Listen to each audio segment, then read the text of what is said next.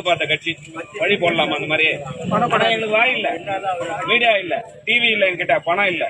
பணம் டிவி எல்லாம் இருந்தா இப்ப உங்ககிட்ட பேசுற மாதிரி அங்க டிவி ஸ்டேஷன்ல உட்காந்துக்கிட்டே உங்க வீட்டுல போன்ல பேசிடலாம். ஆனா என்கிட்ட இல்ல. அதனோட விளைவு அவன் சொல்ற பொய்யெல்லாம் நம்ம மனசுல ஏத்தி ஏத்தி ஏத்தி ஏத்தி என்ன ஆகுது? இந்த வேலையை தொடர்ச்சியா செய்யறாங்க. இதுக்கான மாற்றம் போன தேர்தலில் நீங்க ஏற்கனவே நிறைய ஓட்டு போட்டிருக்கிறீங்க. இந்த வாட்டி அதான் போன இல்ல முரளி சங்கருக்கும் போட்டிருக்கிறாங்க.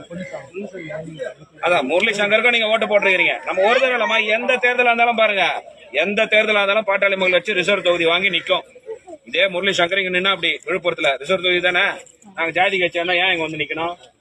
யோசிக்கணுமா யோசிக்கணுமா? பொன்னுசாமின்னு வந்தவாசி எங்க ஊருக்காரு, வந்தவாசிக்காரை கொண்டு போய் சிதம்பரத்துல நிக்க வச்சு மத்திய அமைச்சராக நாங்க 2 தடவை. ஏன் ஆக்கணும்? நாங்க தான் ஜாதி கட்சியாச்சு, செய்யாம விட்டு போலாம்ல. அப்ப யோசிக்கணுமா யோசிக்க வேணாமா? ஏன்டா இவங்க மேல தொடர்ந்து பழிய போடுறாங்கன்னா இவங்க